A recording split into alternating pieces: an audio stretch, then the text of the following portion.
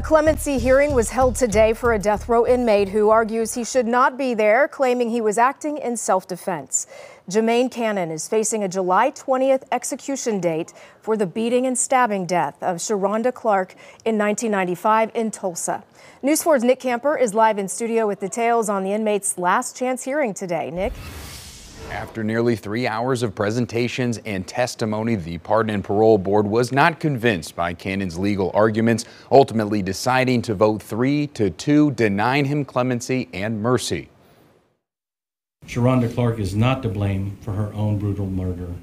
Childhood trauma is not to blame for her murder. Only Jermaine Cannon is to blame.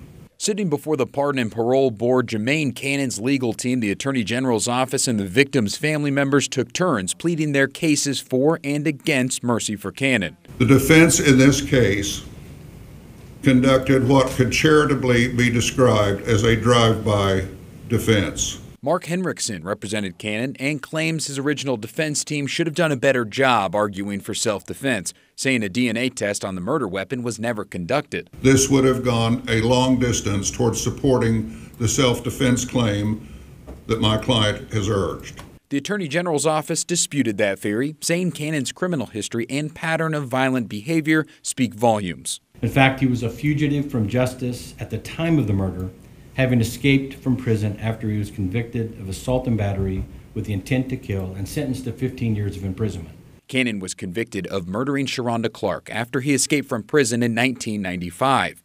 He was in prison for nearly beating another woman to death in 1990. Cannon spoke for about 20 minutes, blaming others before apologizing. I am extremely sorry and remorseful that any of this ever took place, and I wish it had never happened. This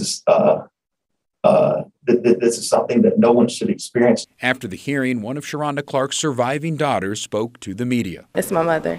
That memory never goes away. It's your first love. It's your first everything. Losing her 28 years or losing her yesterday, it still feels the same. Today's vote was the last chance for Jermaine Cannon to avoid execution on July 20th.